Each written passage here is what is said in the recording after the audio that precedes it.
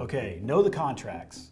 This is one of those things where a lot of young architects don't really get any opportunity to think about contracts. It's just not where your time is spent.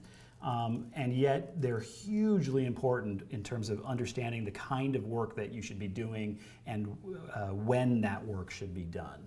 So I'm going to make some quick recommendations about how to think about the contracts and then recommend that you go read the contracts. But before you read the contracts, think about what we're saying here. So first thing to know is project delivery. That's the way that a project gets done. This classic standard is design, bid, build.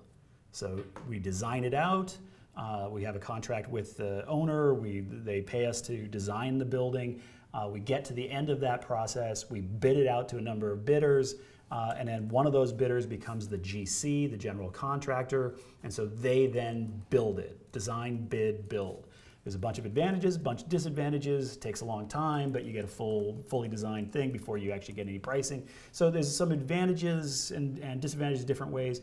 Don't get it confused with design build. That's a very different one, but also you'll probably get a couple questions on. But generally, when we're talking about kind of a standard, like if it doesn't say the project delivery, you can be pretty assured that it's design, bid, build. It's this sort of basic standard way. It's probably 60% of the time or something like that out in the field.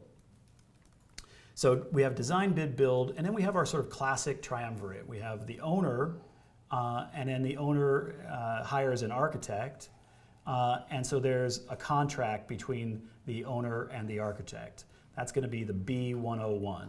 Now there's actually quite a few different variants off of this. There's the B101, the B104, the B107, et cetera, et cetera. The one you would want to sort of read through is the B101.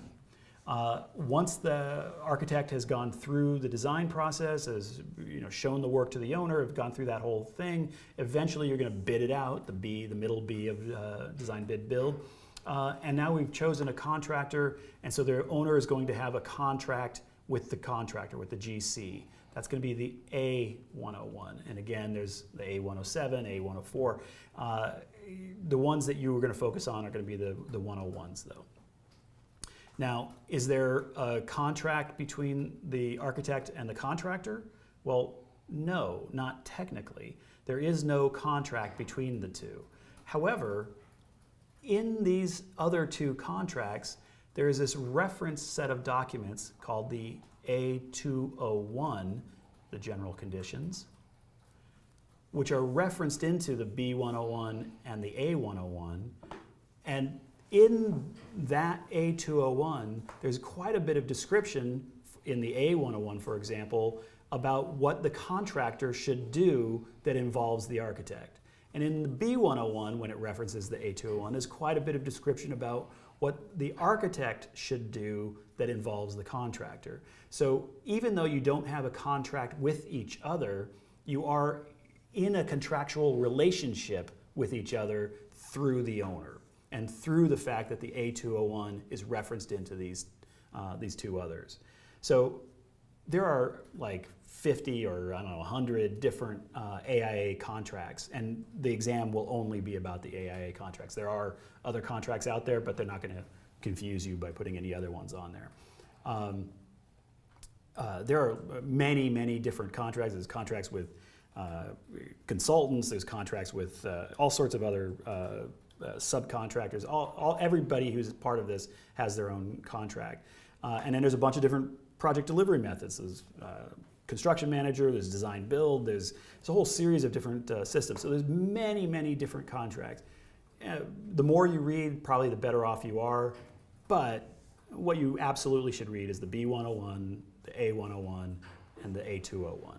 That will give you the really pretty good idea about how all of these things work. And then note that around the contractor, there's a series of sort of satellites around the contractor, which mostly are going to be the subs. Around the architect, there's a series of satellites, which are mostly going to be referred to as consultants. And then there's a bunch of people who are around the owner. And so they have their own contracts and their own relationships. And the sort of obvious question here, and there's a few that talk to everybody or talk to more than one. Kind of in the interest of time, I'm just going to use a couple quick examples of how you might want to think about this. Imagine the ductwork subcontractor wants to talk to the mechanical engineer. Should that guy go over and talk to the mechanical engineer? No. Why not? Well, because he's not following the contracts. He should talk to the contractor, and then when he talks to the contractor, the GC should talk to the owner, and then the owner should talk to the architect, and then the architect should talk to the mechanical engineer. With the following exception.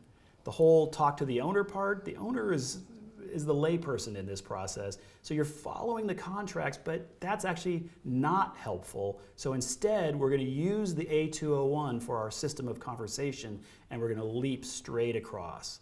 So the subcontractor talks to the GC talks to the architect talks to the mechanical engineer, they then go back through, talks to the architect, talks to the GC, talks to the sub. Now, that sounds like a terrible idea because it's probably going to be a game of telephone. You're going to lose something in the process. So maybe you do it as a conference call, or maybe you do it as a sit-down meeting where everybody's at the table. But it's really important that everybody's at the table because everybody has different pieces of information. So if you just had the sub talking to the engineer, the sub might say, well, hey, I can do this a different way and we'll save a bunch of money. But for all you know, that might add a week to the schedule, and the contractor may have just had a conversation with the owner where the owner said, whatever you do, don't make the schedule later because we're desperate to get in.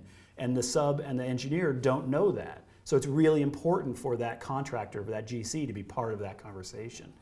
But equally, maybe 6 months before GC was even chosen, the owner may have said, our other building has this type of ductwork. Whatever we do, we hate that. It doesn't work. It's noisy. We don't want that. So the architect may have some information that the GC nobody ever told the GC that the owner specifically said, don't use this. But the architect has a piece of information. So you follow the contracts with that one exception of jumping across from the GC to the architect because that's how it's described in the A201. So very important to sort of understand, if we started drawing out design build, this diagram would look different. If we drew out the construction manager, it would look different. You should be able to sketch out what these relationships look like. One thing to note here is Mike and one of our friends from Schiff Hardin, you guys did an ARE Live podcast on this, I think in March. We just posted a link. 2 mics. Yeah, we just posted a link in the chat box and GoToWebinar so you can find it there.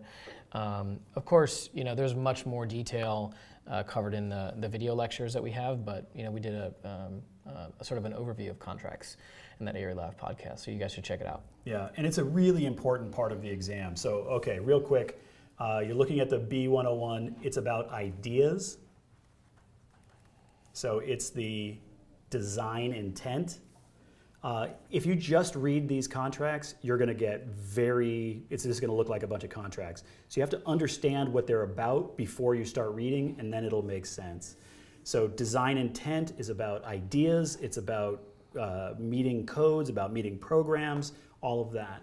What the A101, the contractors, the GC and owners contract is about, is making those ideas manifest, right? So this is about building.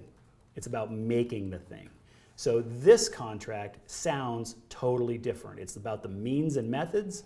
It's how is it going to get built. It's going to be what the schedule is, what the site is like. All of that is going to be in the contract between the owner and the contractor. The B101 between the owner and the architect is going to be all about thinking and design intent. So the standard of care for the architect is, did you do a reasonable and prudent job? Did you do something that any normal architect in the context of this type of building in this type of place would have done a similar set of decisions? So again, this is not about beauty. It's not about making the best building or the most environmental building. It's about competence. The exam is only about competence. a contract can only be about competence, because there's no way to sort of contractually say it's the most beautiful building in the world. That doesn't really even make any sense. So what it says in the B101 is things like the architect will endeavor to do something. The architect will act reasonably and responsibly, because these are about design ideas, and that's the best that you can do under that context.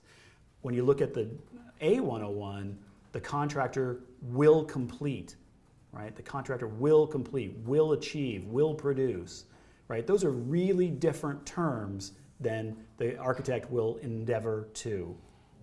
And that's because these are very different contracts, even though they look very similar. So once you know that, it's relatively easy to kind of read through them, and then the A201 to really find all of that information.